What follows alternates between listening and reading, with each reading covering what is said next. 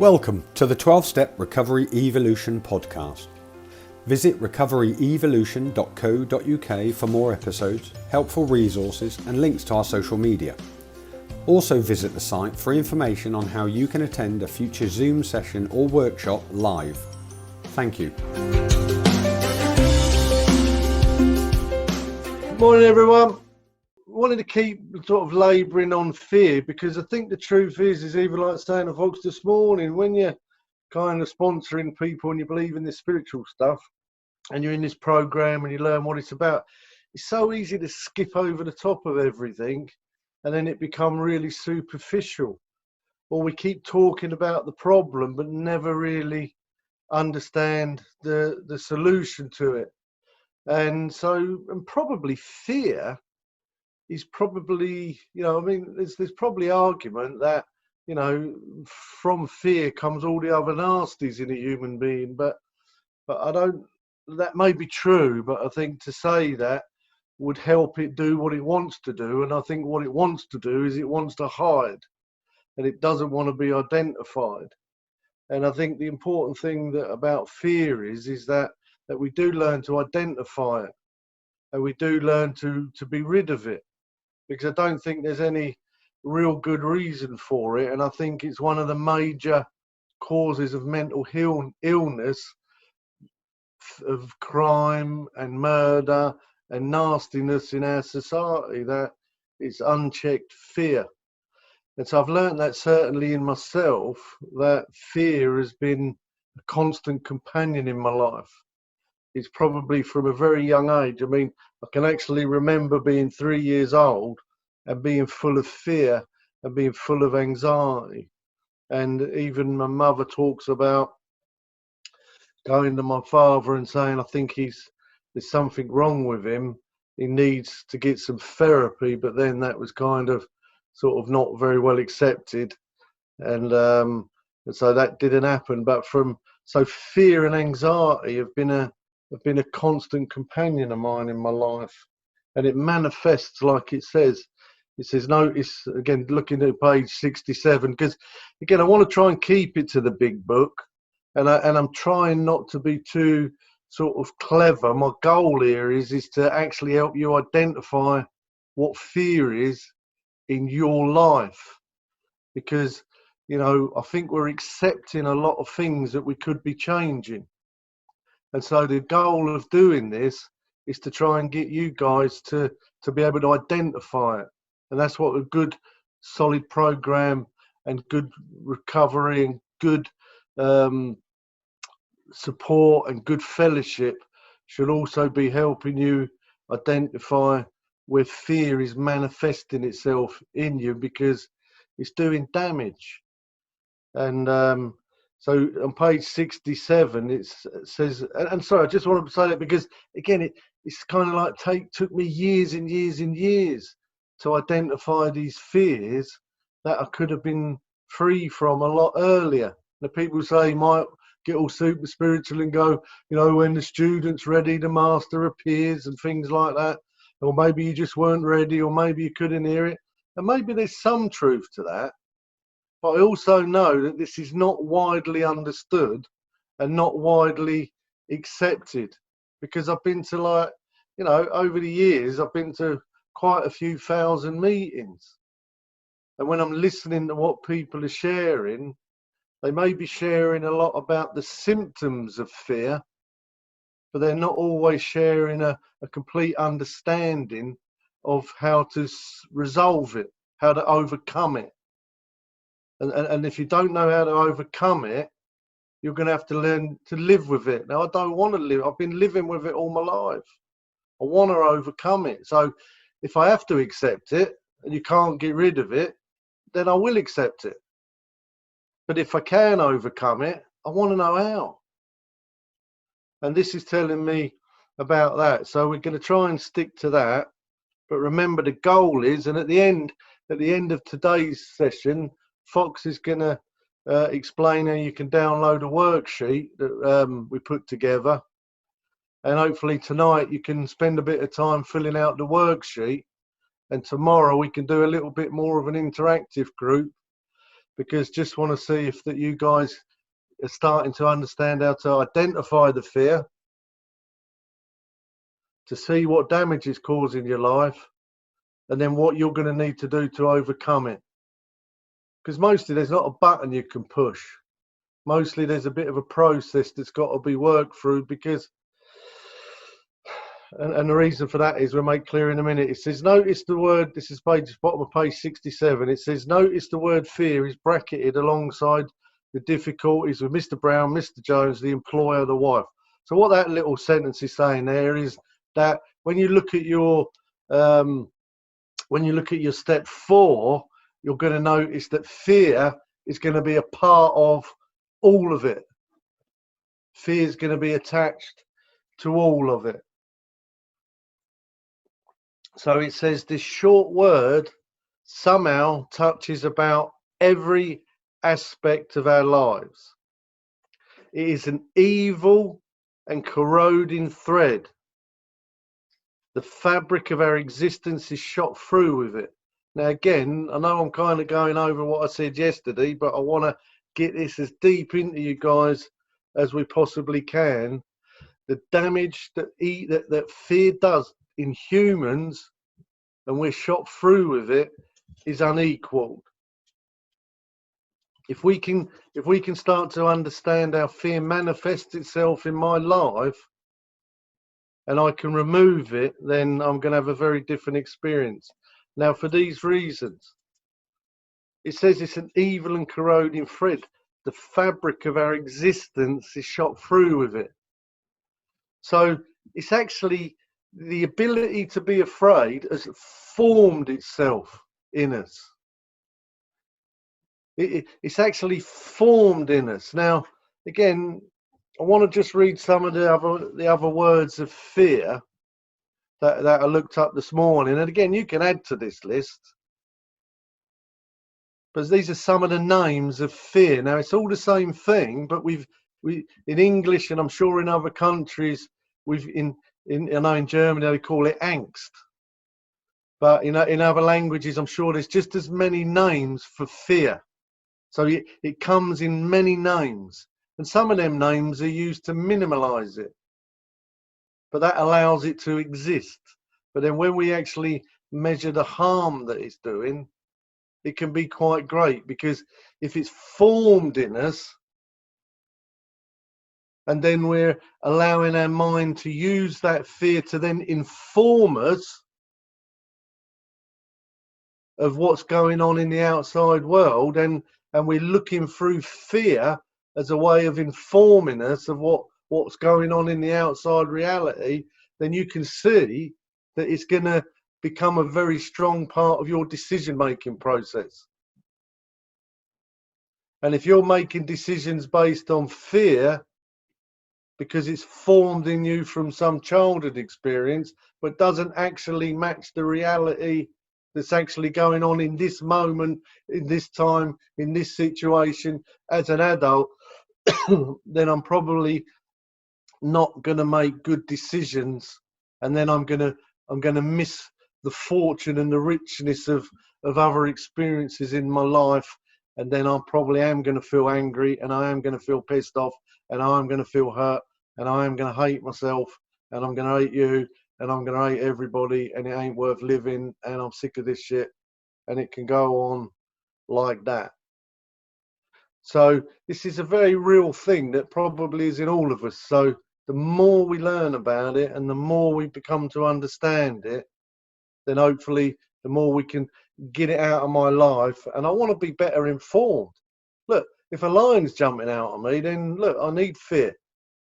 You know, fear is a weapon. I think fear is a weapon. I even wrote down a definition of a weapon, but, you know, it's a thing designed or used to inflict harm. If I use fear on myself, I'm inflicting harm. It's also a means of defending myself.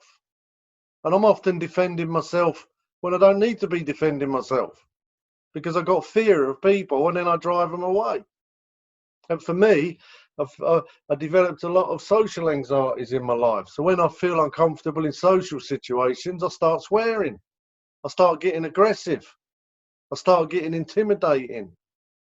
And you can imagine how that has an effect on my relationships. But it's also a deterrent. A weapon is a way of causing harm to others. It's a way of defending myself, but it's also can be used as a deterrent. So fear is like a weapon that has been formed, and I'm using it against me, and I'm using it against you. So we kind of want to disarm that weapon. Now, again, if a lion's jumping out in you, then the fear is a good weapon. If somebody's attacking you, fear is a good weapon. But it's gone beyond its intended purpose, and it's actually one of the emotions that's used most against us to drive us insane, to make us unhappy, to make us angry, to make us suicidal, to make us violent, to make us steal. It's an emotion that gets used to cause so much damage in our lives. So I can't really overemphasize what a bad feeling it is and how important it is for us to identify it, to disarm it, and to overcome it. And so this is what we're really dealing with. So some of the other names of fear are anxiety, concern, despair, dismay, doubt, dread, panic, scared, suspicion, unease, worry, agitation, distress, phobias, nervousness, jumpy, timid, shy, withdrawn, faint-hearted, terror, flinching, nervous, apprehension, insecurities, jealousy, tension, stress, surprise, lack of confidence. Now, you know, we could go on and on and on and on naming fears. And if we've got any of them fears, we're being robbed. It's saying that it's been formed in us. Now, look, I'm a believer. I really not understand the science. I just can go on my experience, a little bit that I've learned and what makes sense to me. But I believe that, you know, as soon as you become conscious in your mother's womb, as soon as your senses begin to develop, if your mother's full of anxiety, then your senses are going to start to become accustomed to anxiety. It's going to start forming your senses. Now, you might, obviously, you're not going to know what anxiety is, but you're going to feel it. And when you're born, if your mother's full of anxiety, you're going to feel it. And you're going to begin to form it. It transfers. See, especially when we're like very young, that our senses are out going into our environment, and our senses are our emotions and our feelings and our thoughts. They're going out into the environment, and they're connecting to the environment, and they're starting to sense it. They're starting to feel it. And if they're feeling that horrible feeling of anxiety, and they start making that connection, and then they actually start understand that's not a good feeling. And then that starts to get transferred into you. And then if you've got a fearful mother or a fearful father, and they're all jumpy or panicky or worrying, and if they're all scared of spiders, and every time they see a spider, they scream and run off, there's a good chance that's going to start forming in you. And it goes deeper than that, as we've talked about in the emotions. That some of these emotions they're just a bit invisible to us. We just don't understand them, but we are feeling them. But I don't know what it is I'm feeling. I'm just not comfortable with it. And then it shows me that then when I've become formed in that way, then emotions start informing me. So when I become formed in that way from my environment, then emotions start informing me. And then when I've been in a situation where I've been taught that it's frightening and I can't cope and I can't feel it, and that's been formed in me, when I get introduced to that situation, then I start getting informed by them emotions, and then I start feeling the anxiety, I start feeling the fear, and then I start having to build a weapon to defend myself in them situations. And again, you can see how complicated explaining it can get, but just want to stick at this beginning, that most of the things that you're feeling is because it's formed in you, and it's formed in you over years. So that meditation, that constant worrying, that constant is actually is forming neural nets, is forming pathways in you. And then when you get certain ideas, your thoughts give permission to your hypothalamus, which it sends a message to your hypothalamus. Your hypothalamus then will release the peptides that them thoughts are designed to release. So if a lion jumps out on you and you say, oh, got to get away from this lion, and then it's going to fire adrenaline into your body, that's going to give you a quicker response, and then you're going to run. And that's what it's kind of designed for, or you're going to fight. But see, when that process is happening and none of that's happening on the outside, you're in this constant state of anxiety because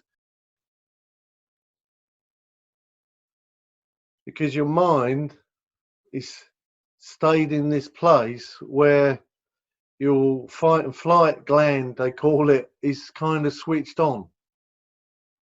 And even in situations like going into a room with people you're uncomfortable about, your fight and flight's on. So you either not want to go there, or when you're there, you're a bit aggressive. So whenever you feel threatened, or somebody puts you down or hurts your feelings, or whatever the combination of issues you have, when that situation emerges in your life, it could be going in a shop to buy a Mars bar.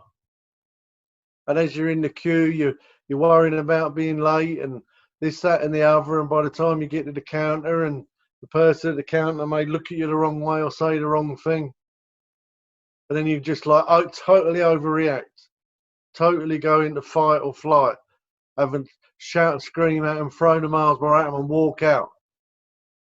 Could be any area of your life where you could be overreacting, because what's informing you of what you're actually experiencing is already fear-based emotions that have been set in you. And it comes in all of them different forms and many more. So that's what we're trying to identify. That's why we're doing the infantry. That's why we're doing the nighttime infantry, the daytime infantry. We're trying to look at them places where you're reacting like that. And then we want to capture that reaction and then bring it back to this model and say, man, I was really overreacting. I felt anxiety, I felt fear. And again, some people are feeling that all the time. And it's good to actually stop and say, right, we need to get back to the source of this. We need to, because again, if you're being informed by that fear, you can kind of see why the third step talks about made a decision to turn our will, our thinking, and our lives, our actions over to the care of God. And again, we get a little bit more into that as we go along. So it says, it sets in motion trains of circumstance which brought us misfortune we felt we didn't deserve, but did we not ourselves set the ball rolling? Sometimes we think fear ought to be classed with stealing. It seems to cause more trouble. We review our fears thoroughly. So really, if you're listening to this, that you should really, and you've been around recovery for a little while and done a step 4 and 5, you should be acutely aware of all of your fears. You should be conscious of them, and you should know what you should be doing about them, how you make the amends. It says we put them on paper even though we had no resentment in connection with them. These are instructions. We ask ourselves, why had we had them? Wasn't it because self-reliance had failed us? Self-reliance was as good as far as it got, but it didn't go far enough. Some of us had once had great self-confidence, but it didn't fully solve the fear problem or any other when it made us cocky or worse. So, like willpower or just trying to resist being afraid, for me, I kind of like been very willful, and probably I've used that method most of my life of trying to just kind of will it away. And then I'd become a little bit aggressive. I'd become intimidating or just defiant. And I just wouldn't let people, or the feeling that I have, I wouldn't let them try and overcome me. Because like we were talking yesterday, that fear is also a way of controlling. And again, all bullies know that, all governments know that, all, that's the reason why terrorists are trying to blow us up. The reason they dropped the atomic bomb on Japan, they knew that blowing all of them people up that they blew up, that wasn't going to stop the war. What the reason for dropping the bomb was to install fear in the Japanese to make them decide to stop fighting. So really, the bomb was designed to create fear. Weapons are designed to create fear. Bullying and control is designed to create fear. And when the fear is created and been accepted, then the person's easily controlled. So that's a good reason not to have it. So knowing that, it could make me quite aggressive when I feel people are trying to install fear in me. And you know what? That's another argument, whether that's right or wrong. But when they're doing it because they're ignorant or they're frightened themselves, then that's a kind of different matter than people that are actually trying to bully me or bully you or install fear in you. Then that's taking away my freedom, and that's a God-given right. And I don't like that to be taken away. And, we all kind of know that in our society that they use fear to take away our rights. And especially in times like we're in now, where, you're just being constantly pumped. We're all sitting at home because we're all afraid. And I'm not saying that's completely wrong, but it's not completely right either. And, I don't mind watching the news every now and then, but from my mind, it pumps a lot of fear out, and it's not balanced. I think they should be made by law to balance it up. So if you're going to tell me that 2 women are killed every week by their husbands or partners, you should be telling me that 35 million women aren't being killed every week. Just balancing it up a little bit. Otherwise, if I just take that first figure in and then allow that to form me, and then I allow that to inform me, then I end up with a very bad perception of the world. Now, of course, it's not good that 2 women are being killed every week, and that should stop. But we need to balance the information up. And I need to balance the information up. Just being fearful is out of balance. And it makes me out of balance, and that starts to make me become a bit mentally unstable. And so I can't afford to let too much fear exist in. Where are we? Perhaps there is a better way. So that's kind of what we're looking for. So hopefully, all that it was saying there, the reason we're saying that was to just say, look, I just want you to be able to identify if you've got fear in you. And if you have got fear in you, there is a better way. But remember, it's been formed in you. And so you become accustomed to it. You've even got the pathways for it. And you're really good at meditating on it. Now, I come up with a new little slogan. I think it was me, but I never know. Because I kind of learned spiritually. I thought this was really good that they said, wherever your mind goes, your energy flows. But I think I come up with this morning, but it might not have.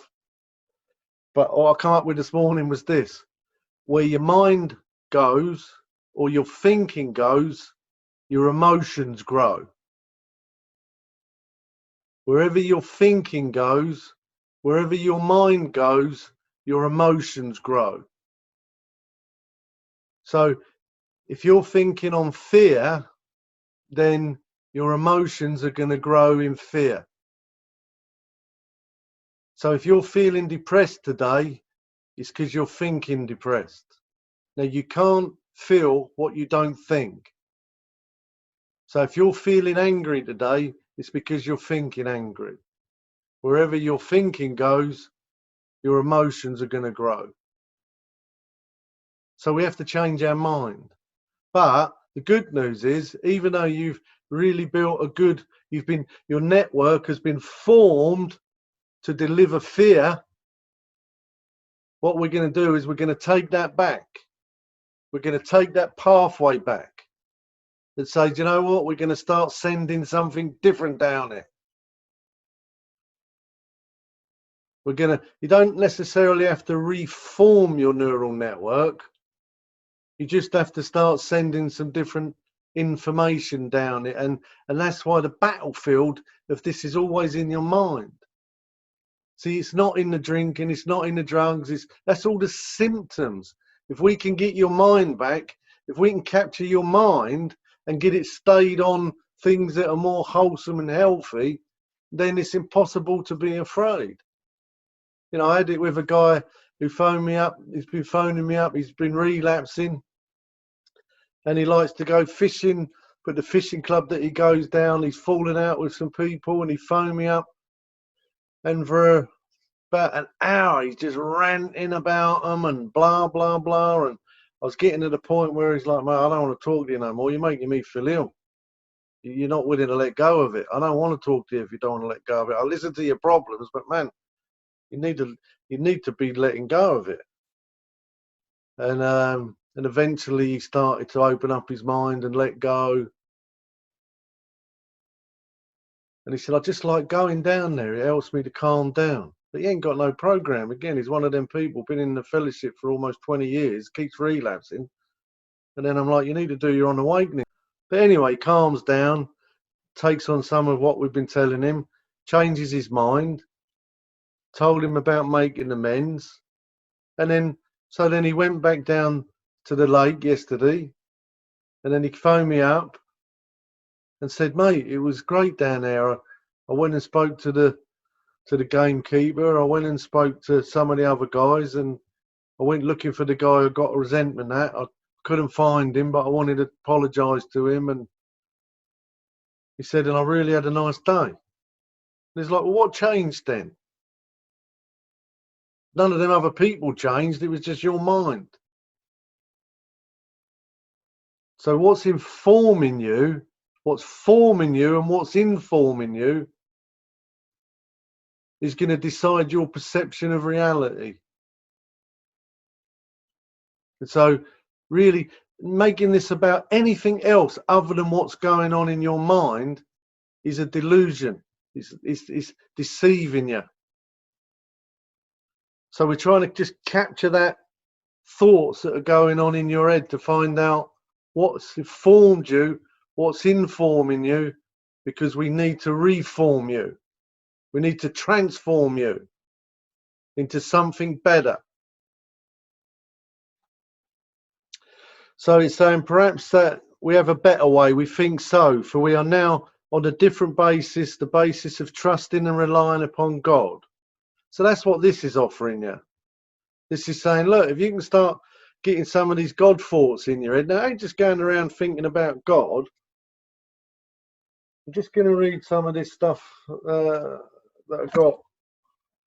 Again, because I know a lot of people are misinformed about what's got in the Bible and what the Bible's all about. And if you're anti-Christ, I'm sorry, you're not going to enjoy what I'm just about to say. Now, I'm not trying to say this to preach to everybody, but I'm saying this because this is what I learned. Because when this is talking about God, and down the bottom of this, it says, we ask him to remove our fear and direct our attention. So an important part of this is, how do we redirect your attention? Now look, you might want to go and find other ways, but when it comes to the God thing, which is this is talking about, it's saying we start trusting infinite God rather than our finite self. But if you've not been formed or informed what that means, which probably takes quite a bit of information, I've found that when people go, well, you need to trust in God, I mean, what the fuck does that mean? I don't know what that means. I've never been informed or formed by what that means. It took me a long time to learn that. I had to get, when people said that, I had to get past like a hell of a lot of prejudices, before I could get to that information. I don't even know why I had them prejudices. They seemed to be also formed in me, but I don't know how they got formed in me. I don't know where they come from. I didn't, I was ignorant. I spent most of my life being completely ignorant. I've not been educated, especially back then. I don't know where them views come from that I had. They were in me. They seemed very strong. I was almost ready to die for them. I don't know where they come from. They weren't my views. I never sat down and studied and read and, had a good look at what I believe. I did that eventually, and now I've come to certain conclusions that I'm happy with, and I stand by. This is what I believe. This is why I believe it. But it's taken a lot of information before I get to getting myself better informed, and then forming my own views. And then I see the world through that information, by the way that I've allowed my mind to be transformed. So the world looks a very different image to me than it did before. I see the world in a very different way. I see myself in a very different way, and I see other people in a very different way, and I see God in a different way. But he says we trust infinite God rather than our finite selves. And again, we talked about that. The difference between infinite and finite is finite means there's an end to it. It's very limited. So if we're trusting in a very limited mindset, then we're probably not going to be very well informed. But it says when we trust in infinite, and the word trust, the acronym for trust, just to let you know, is try using step 3. Try using step 3. That's the acronym for trust. We trust in infinite God. So we kick the doors off of the limited information that we have. We allow our minds to open, and we gather more information, and hopefully we start to trust in that information. And as we start becoming informed and making better decisions, we start having a better life experience. He said we're in the world to play the role here signs. Now again, that throws up all kinds of stuff for people that don't have a faith. And again, it kind of makes me almost want to do an extra bit of a study on this book with people that have been around a while and go, mate, I don't know about that. It all says at the beginning you can believe what you want and believe in this, believe in that, but it don't go on like that when you read it. But again, I'm not really a scholar on that sort of stuff. But and again, I'm happy with it. But I understand other people struggle with that. But this works perfect for me. But people that may not want to believe in God, it may be a bit more difficult for them to get around it. So if you're listening to that and that's you, then sorry about that. I'm just going along with this, but you can be included. I guess the way I was taught it is that you have to interpret it. Whatever, when we say the word God, you have to interpret it into what suits you. So forgive me for using this language, and hopefully you can just interpret into what works for you. It says we are in the world to play the role here signs. Just to the extent that we do that we think he enables us, he would have us and humbly rely on him, does he enable us to match calamity with serenity. We see, again, I think the important part of this, especially when you're beginning, is that you are going to be badly informed and you're going to be badly formed. And the evidence of that badly formed, even to your mother's womb, especially when it's emotionally, is that you're going to have a lot of anxiety, you're going to have a lot of fear, you're going to have a lot of resentment, you're going to have hate, you're going to, and that means that you've been badly formed. Sounds bad, doesn't it? But it is bad when you think about it. That even from our mother's womb, some of us have been so badly formed that we're become so badly informed, and that we see the world from that twisted formation. And so that it's almost like that weapon of fear has been formed against us, and it is kind of prospering in our life. That fear is actually doing what that fear wants to do, which is bring destruction to my life, and my life has been evidence of that in the beginning of it, until I learn to be transformed, till I learn to be reformed. And again, they even use them words in jail, don't they? Reform, you're going to go and be reformed. And it's true. There's a lot of truth to that. And so this is saying, if you have the courage to let this spiritual way of being, this idea of God, if you start taking on these ideas, it's a way that you can be transformed. It's a way that you can be reformed. And if you spend time around with people that have been through this process, then they can help you reform, and then you can start to become better informed, make better decisions, and the evidence of that is the outcomes that you're starting to get in your life. So, and again, I'd like to go on about that, but I'm getting, I see the time there, and I want to get to the end of this. It says, and then the more that we do that, it allows us to match calamity with serenity. So it says, we never apologize to anyone for depending on our Creator. And again, that seems a funny thing to put in there, but I still have that in me, even now. There's a bit of me that feels a little bit embarrassed that I may be hurting some people because I'm talking about God. I just want to share some of the things that it says in the Bible, because I want to just use it as a demonstration. To say, that when we're talking about this idea of God, it says we let him demonstrate through us what he can do. Because it's saying the solution here is, one is we ask him to remove our fear. So that's an important part of this changing what we're meditating on. That it's part of this changing what's forming us. I want to be reformed. I want my mind to be reformed. I want it to be taken away from fear, and I want it to be put over onto faith. But it's not something that's just going to happen.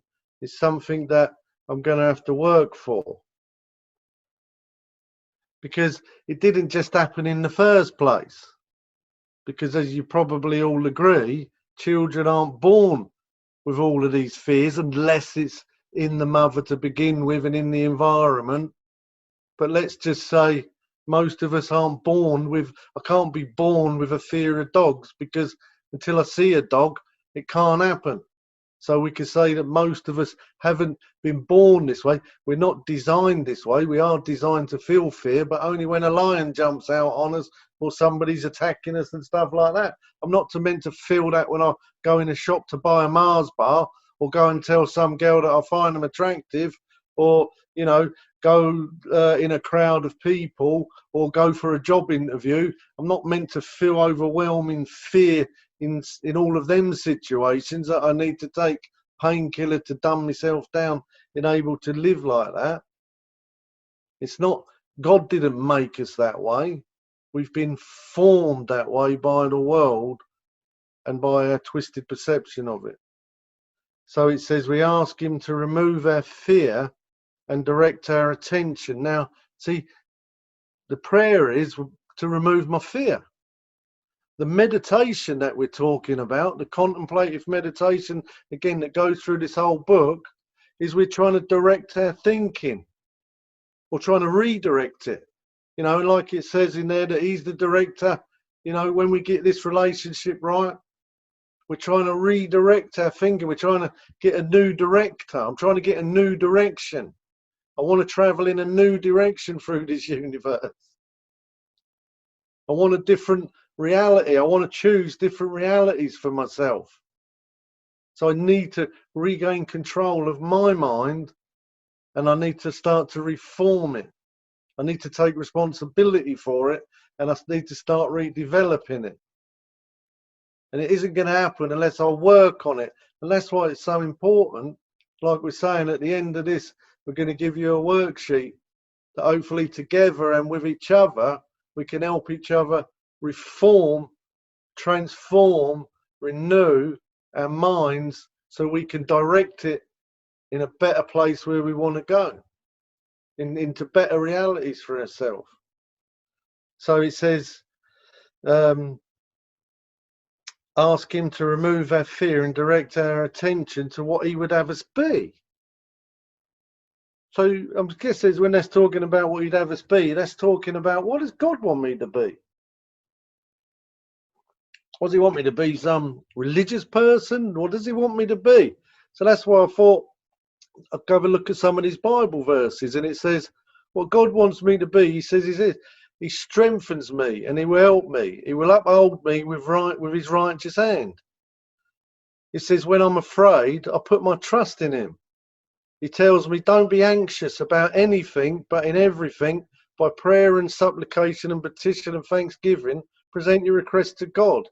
And the peace of God, which transcends all understanding, will guard your heart. Now, your heart isn't the fleshy thing in your chest. It means the center of your being. It's more like your gut level feeling. Your heart is where you begin. It's where you actually begin. It's where your consciousness begins. But on top of that consciousness, on top of your conscience, is all kinds of shit. All kinds of fear, all kinds of guilt. We've got to clear all that so you get back to your own conscience. That you can follow your own conscience. It says, which transcends all understanding, will guard your heart and the minds in Christ. It said, peace is what I leave with you. So I should have peace. God said I should have peace in my mind. Man, I love peace. Honestly, it's one of my favourite things in this world. It's just feeling peaceful. When I'm sitting in my garden just feeling peaceful, I don't want for anything. Such a nice place to be. I never had that most of my life, not without drugs anyway, that I give you. I do not give it as the world does. So there's a very different kind of peace than what God's talking about and what this world's talking about. He says, do not be worried and upset. So God's saying, don't be worried. Do not be afraid. He's telling me, don't be afraid. For God has not given us a spirit of fear. So again, it wasn't born into us, but of power and of love. I should be feeling love. And he said, and of a sound mind. So I should have a sound mind. Now, a sound mind wouldn't be spending all its time worrying, being full of fear and anxiety. The sound mind wouldn't do that. The sick mind's going to do that. And if you keep doing that, you're going to get sicker and sicker. You're going to get more mental health problems the more you hold yourself in that much anxiety. You're going to have more physical problems the more you're stressed. So it says there is no fear in love. There's no fear in God. That fear isn't in God, it's in the world, which is true. That's what I'm afraid of. And that makes me afraid of myself. It makes me hate myself. It makes me uncomfortable in myself. But it said perfect love drives out fear, because fear has to do with punishment. The one who fears is not made perfect in love. This is what God's saying through the Bible. It says, when anxiety was great within me, your consolation brought joy to my mind.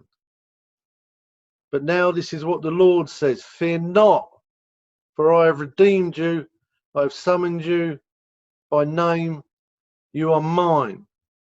God says, an anxious heart weighs a man down, but a kind word cheers him up. That's in Proverbs. It said, even though I walk through the valley of the shadow of death, which is life, he said, I will fear no evil, God, because you're with me and you comfort me. He said, God said, I have commanded you, be strong and courageous. Do not be terrified. Do not be discouraged, for the Lord your God will be with you wherever you go. And it says, therefore, do not worry about tomorrow, for tomorrow will worry about itself. Each day has enough trouble of its own.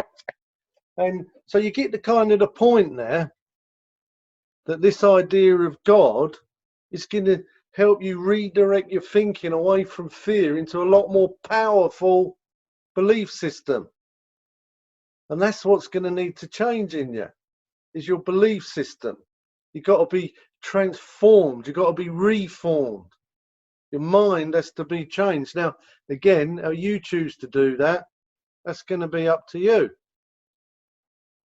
And that's been my journey. So I'm going to leave it there, but hopefully you get the point. And like I say, before you go, Fox is going to tell you he can download some worksheets. Lovely. Just for those listening on YouTube, check the description for the link to the worksheet we've just talked about. Yeah, we're just trying to keep everything as simple as we can.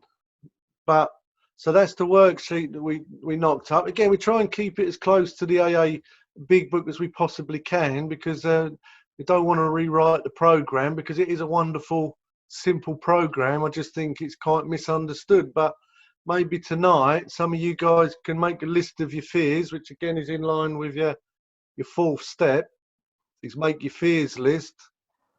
And then you can make some notes about how you can see how that fear is affecting your life and what manifestations it's causing in your life.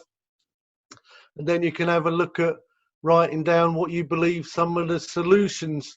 See, because some of them are just going to be pretty much sort of praying, but some of it, there's things you're going to have to do. And remember, the goal here is we want to outgrow fear. It says at once we commence to outgrow fear. So it's not something that's just going to disappear overnight, but it's never going to disappear if we don't start working on it. You're going to be suffering from the same fear all your life if you don't capture it and start to learn, how do I outgrow it? Now, of course, some things are going to take a bit more work than others. Some things may take a lot of actions. Some things may just be prayers, or maybe just change of philosophy. But whatever they are, you don't have to live with them. You can outgrow them. So, and that should become your program. That should become your spiritual program. That you should grab all of that stuff, because it's not God.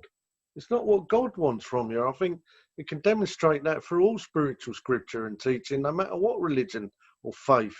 It's going to tell you, look, you shouldn't be fearing anything. If you should be fearing anything, you should be fearing God. And he don't want you fearing him in a scared way. He just wants you to have a respect for him.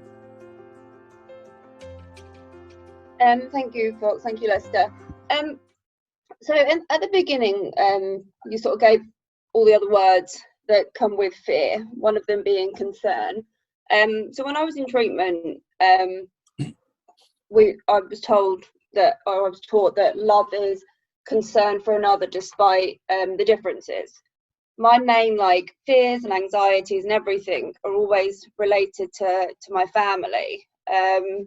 So does that kind of mean in a way that if that is what the definition of love is, concern for another despite the differences, if concern's a form of fear, love in any form is going to kind of instill you with elements of fear and anxiety?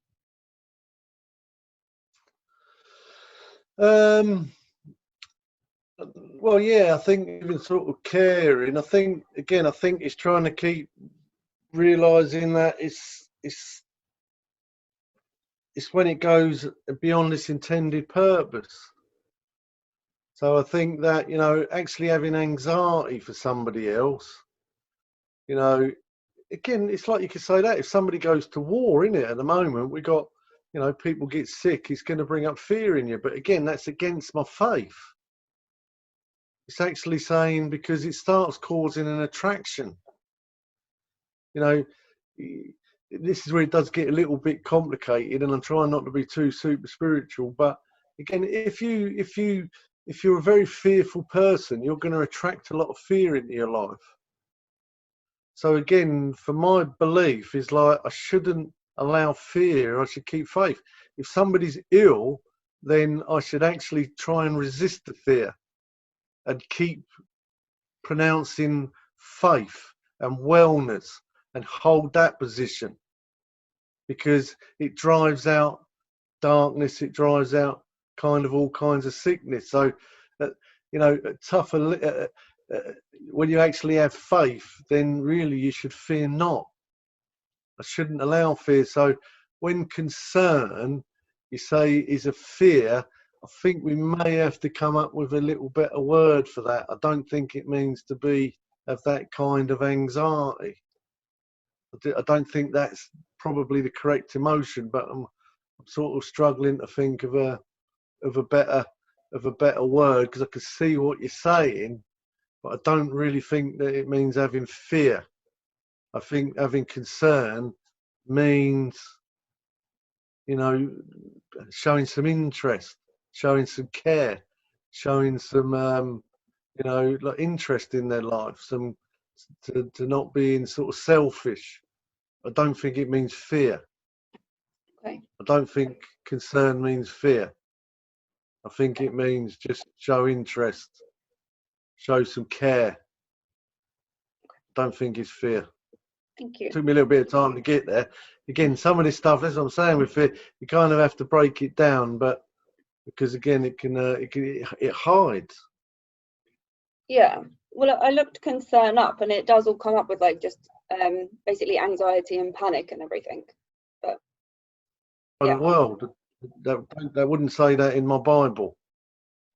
It would say that remember, the world is full of a lot of disinformation, because the world's trying to form fear in us.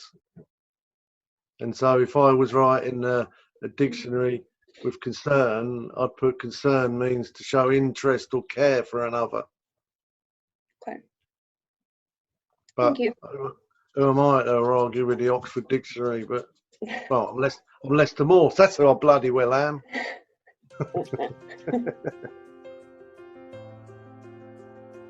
I found things really changed for me when I got a good sponsor that was able to help me identify the fears and get to that. It talks about our evil and corrosive thread, and our lives were shot through with it, and set in motion trains of misfortune, essentially. So a lot of my calls to my sponsor would be, I'm frightened, I can't really put my finger on it. And he was able to help me identify that, and then I could take the action. And the other thing that I thought was very useful in what was talked about was that self-censorship, where Lester talked about not ignoring the news, but not sort of just being immersed in it. And another good friend of mine in the fellowship, bless him, he told me that my eyes and my ears are the windows to my soul and mind, and what I listen to and what I watch and all those things affect me, and they are the windows. So I had to shut the windows on some of the crappy stuff. I stopped, joining in the debate of everything that was going on, Question Time, and watching all the news and getting into arguments. I haven't bought a newspaper for 8 years. That made a big difference. So a bit of self-censorship and reducing what we expose ourselves to can make a big difference.